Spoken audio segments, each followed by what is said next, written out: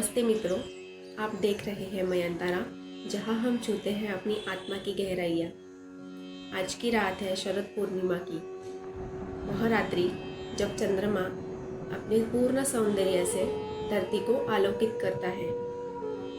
यह केवल एक खगोलीय घटना नहीं, बल्कि एक दिव्यता के अवतरण का क्षण है। कहते हैं द्वापर युग में उस रात्रि का वैभव कुछ और ही था। वृंदावन की पवित्र भूमि पर उस रात यमुना की लहरें चांदनी से रजतीमान थी और हवा में मौलसिरी व चंपा के पुष्पों की सुगंध तैर रही थी। गोपियां अपने अपने घरों में कृष्ण के स्वर सुनने को आतुर थी और तभी गूंजी वह मुरली जिसकी धुन ने समस्त सृष्टि को थमा दिया। उस पावन रात्रि में श्री कृष्ण ने रचा था महारास, जहाँ हर गोपी के हृदय में स्वयं श्री कृष्ण विराजमान थे।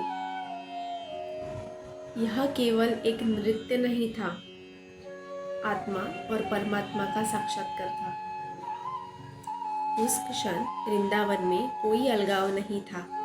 हर दिशा में केवल एक ही तान थी, प्रेम की, भक्ति की और एकत्व की। कृष्ण के युग में जीवन प्रकृति से गुंथा हुआ था। हर घर में गौ माताएं थी जो केवल पालन का साधन नहीं थी, वह संपन्नता और पवित्रता का प्रतीक थी। गोधन को जीवित लक्ष्मी माना जाता था।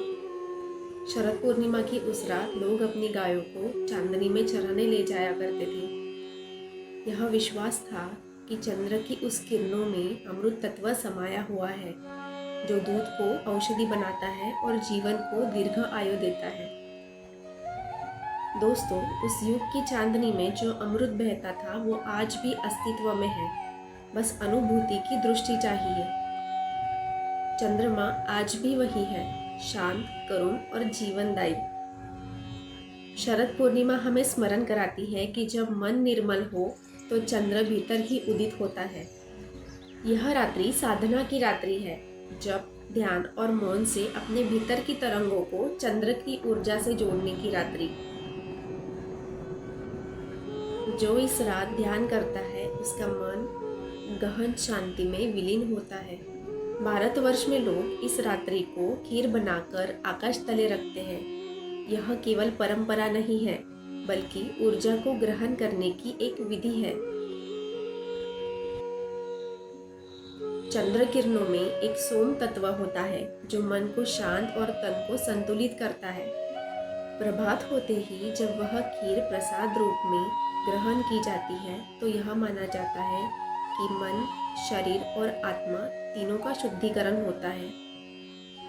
शरद पूर्णिमा हमें यही सिखाती है कि जैसे चंद्र आज अपने पूर्ण स्वरूप में प्रकट होता है, वैसे ही हमें अपने भीतर की अधूरी इच्छाओं को, भय को और संदेहों को छोड़कर अपने पूर्ण स्वरूप में आना चाहिए।